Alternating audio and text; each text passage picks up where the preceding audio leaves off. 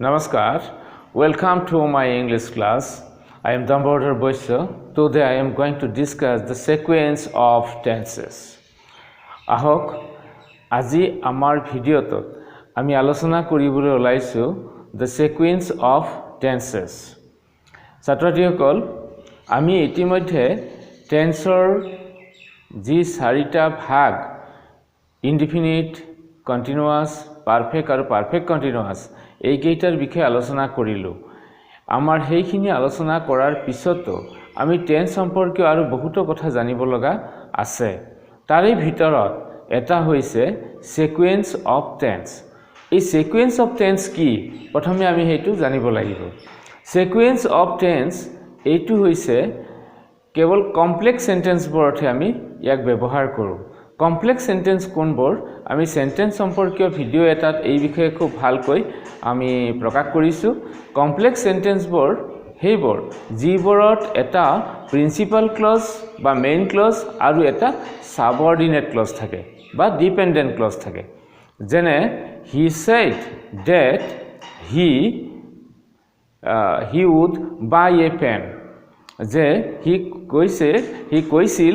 যে he এটা কলম কিনিব।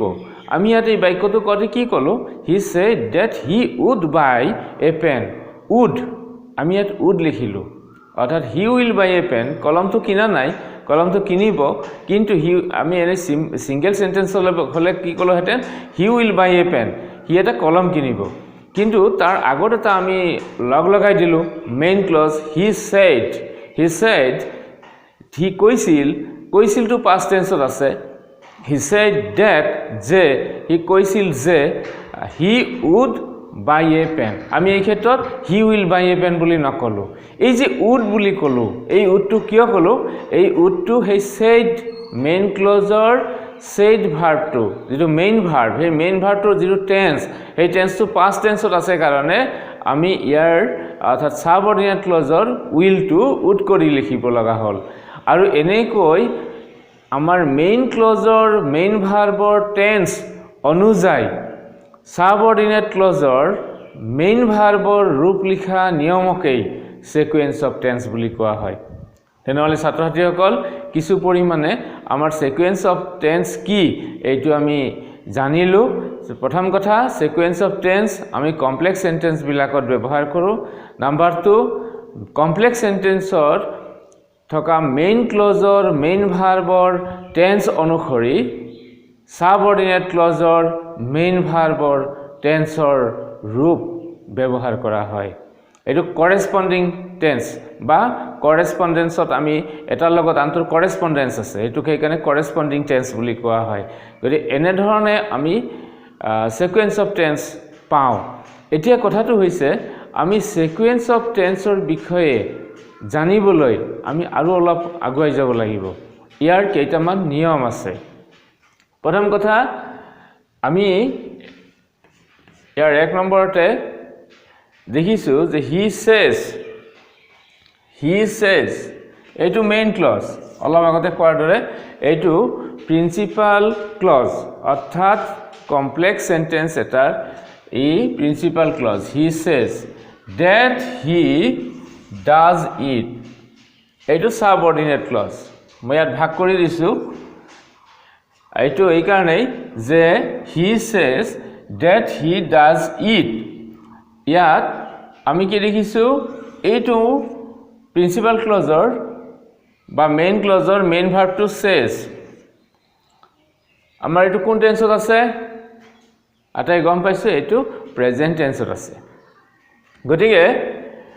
মেইন ইয়াৰ নিয়মটো হৈছে মেইন ক্লজৰ এই মেইন ভাৰ্বটো যদি প্ৰেজেন্ট টেন্সত থাকে তেনেহলে সাবঅৰ্ডিনেট ক্লজৰ টেন্সবোৰ কেনেকুৱা হ'ব পাৰে? কি ক্ষেত্ৰত লিখিব পাৰো? that he does it, that he did it, that he will do it। অৰ্থাৎ আমাৰ যেতিয়াই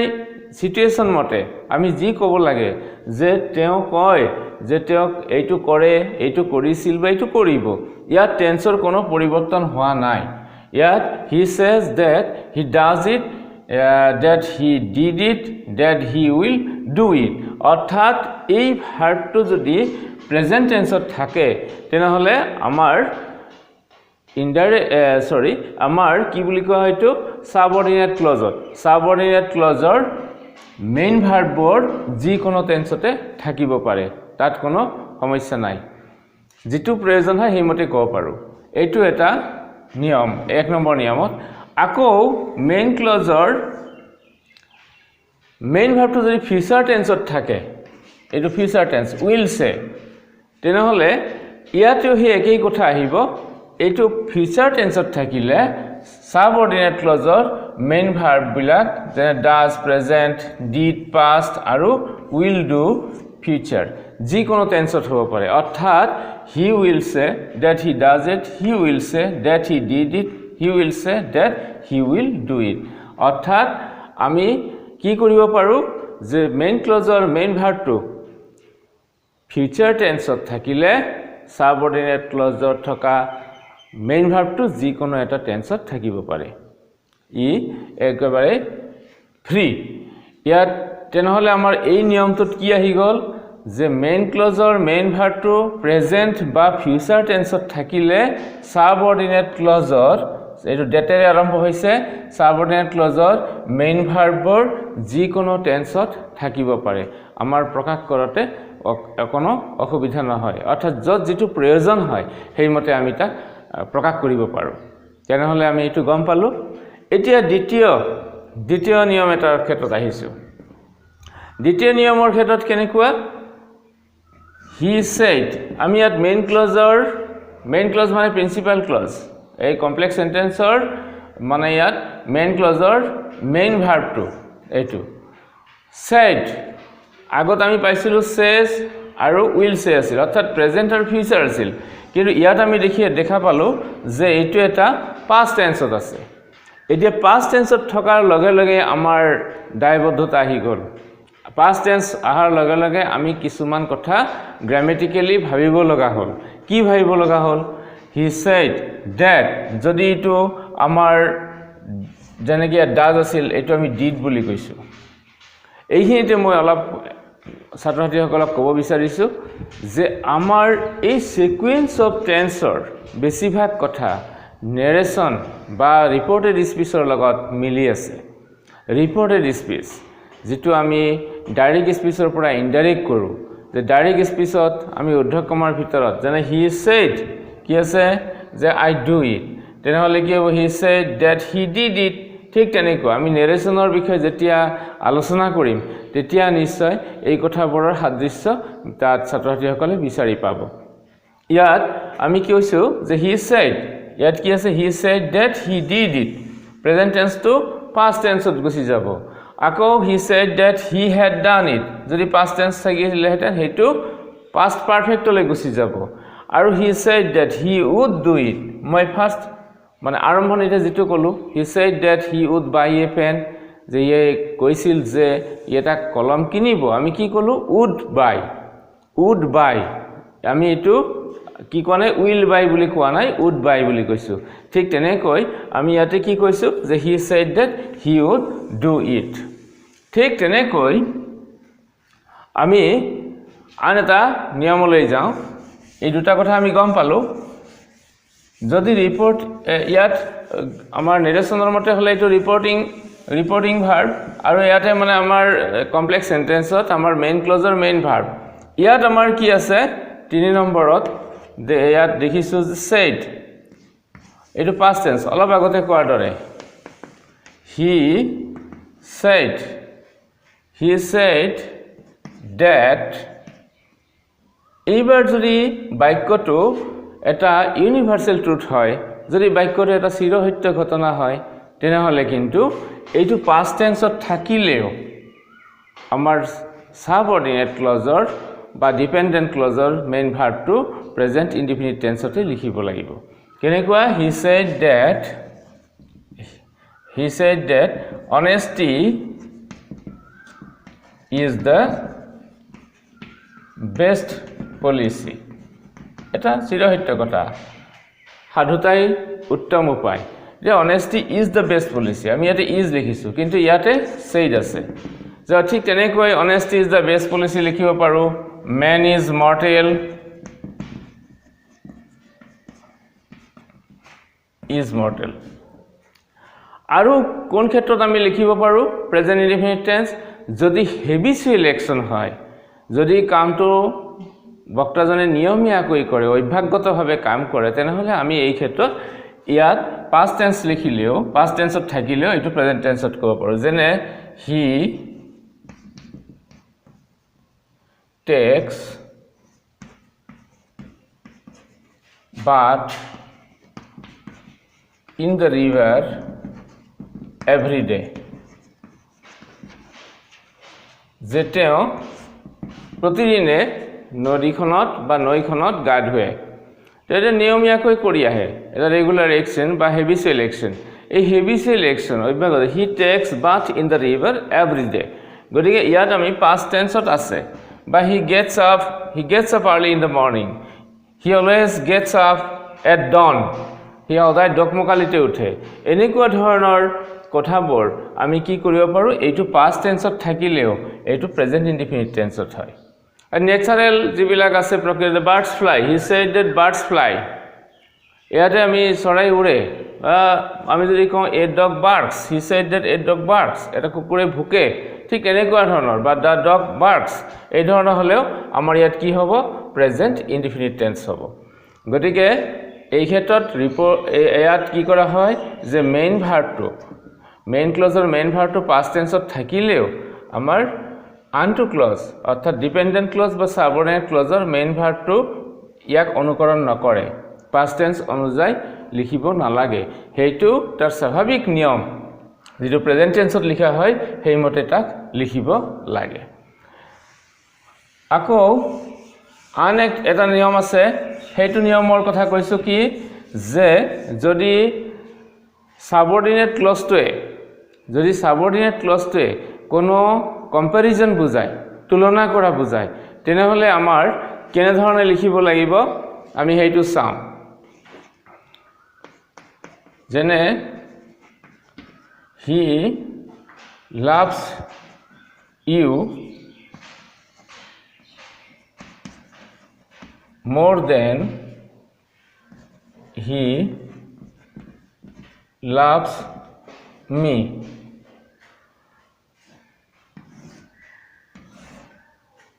এতিয়া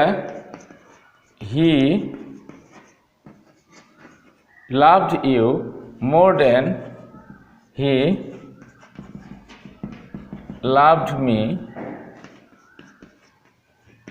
he will love you more than he will love me এতিয়া আমি চাও দুটা কাৰ্য he loves you more than he loves me তেওঁ মোক যিমান ভাল পায় তাতকৈ তোমাক বেছি ভাল পায় তেওঁ মোক যিমান ভাল পায় তাতকৈ তোমাক বেছি ভাল পায় এতিয়া এইটো এই যে সাবঅৰ্ডিনেট ক্লজ এই সাবঅৰ্ডিনেট ক্লজটো কি বুজাইছে এটা কম্পাৰিজন বুজাইছে সাবঅৰ্ডিনেট ক্লজটো এটা কম্পাৰিজন তুলনা বুজাইছে আৰু তুলনা বুজোৱাৰ লগে লগে আমি এই উদাহৰণবোৰত এটা কথা লক্ষ্য কৰিছো হেইটো হৈছে কি যে প্ৰিন্সিপাল ক্লজৰ যেটো মেইন ভাৰ্ব হেইটো যি কোনো টেন্সতে হ'ব পাৰে আৰু সাবঅৰ্ডিনেট ক্লজৰ মেইন ভাৰ্বটো যি কোনো টেন্সতে হ'ব পাৰে অৰ্থাৎ ইয়াত he loves you বুলি কই আমি he loves you more than he loves me more than he loved me more than he will love me নাইবা past tense এটো থাকিলে he loved you he তোমাক ভাল পাইছিল more than he loves me মোক ভাল পোৱাতকৈ more than he loved me মোক ভাল যিমান পাইছিল তাতকৈ বেছি more than he will love me মোক যিমান ভাল পাব তাতকৈ বেছি ভাল পাইছিল অৰ্থাৎ আমি দেখিছো এই ভাৰ্বৰৰ হৈতে এই ভাৰ্বৰ যি কোনো টেন্সত হ'ব পাৰে আৰু সেই ভাৰ্বৰ যি কোনো টেন্সত হ'ব পাৰে অৰ্থাৎ যদি সাবঅৰ্ডিনেট ক্লজটোৱে কোনো তুলনা কৰা বুজায় তেনেহলে আমাৰ উভয় ক্লজতে অৰ্থাৎ মেইন ক্লজ আৰু সাবঅৰ্ডিনেট ক্লজ উভয় ক্লজতে থকা মেইন ভাৰ্বৰ যি কোনো টেন্সতে হ'ব পাৰে যেটো এজ পাৰ সিচুৱেচন যেনেকৈ আমি প্ৰকাশ কৰিব বিচাৰো যত দৰকাৰ হয় তেনেকৈ আমি প্ৰকাশ কৰিব পাৰো তেনেহলে আমি এইটো গম পালো যে কম্পাৰিজনত থাকিলে তুলনা কৰা বুজা থাকিলে যে কি কৰা হয় যিকোনো টেন্স ফলো হ'ব পাৰে অৰ্থাৎ ইউ ইন্ডিপেন্ডেন্ট হিউ ইন্ডিপেন্ডেন্ট তাৰ মানে কোনো কাৰো ওপৰত নিৰ্ভৰ কৰিব নালাগে পৰিবেশ পৰিস্থিতি যেটো আমি ক'ব বিচাৰো সেইটো মতে আমি তাক প্ৰকাশ কৰিব পাৰো তেনেহলে আন এটা নিয়মলৈ আমি গৈছো এতিয়া সেইটো হৈছে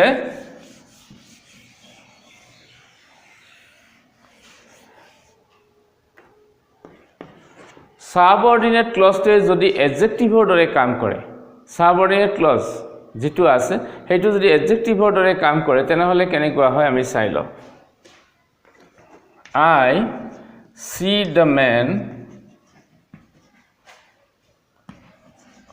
who does the work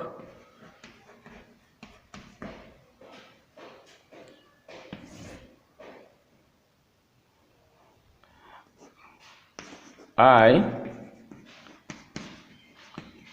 saw the man I shall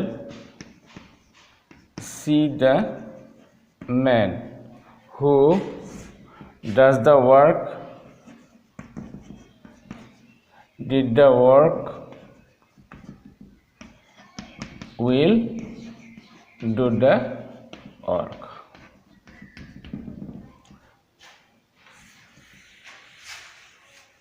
আমি এতিয়া চাইছো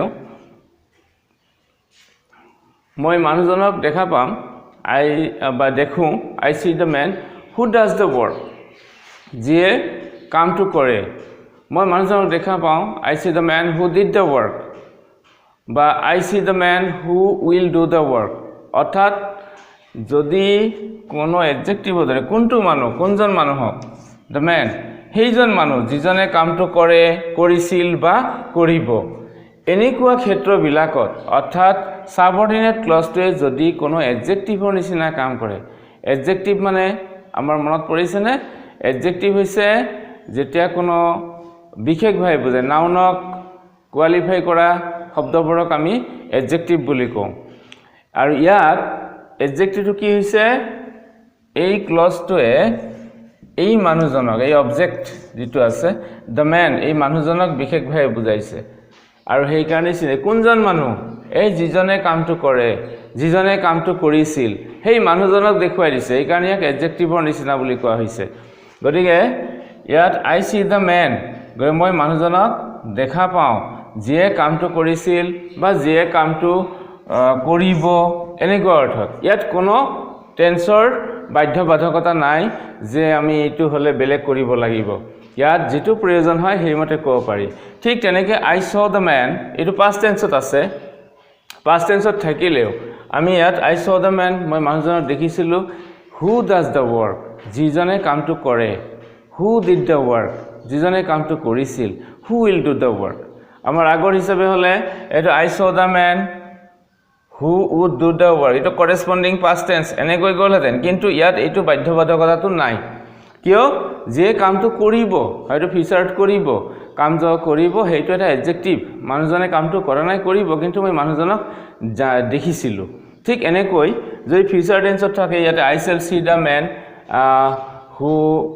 does the work who did the work ba who will do the work tar mane ami eta kotha gom palo je adjective or dore kaam korile ইয়াত principal ক্লজটো কি কৰা হয় যিকোনো tense থাকিব পাৰে আৰু সাবঅৰ্ডিনেট ক্লজটো যিকোনো টেন্স থাকিব পাৰে অৰ্থাৎ কাৰো লগত কাৰো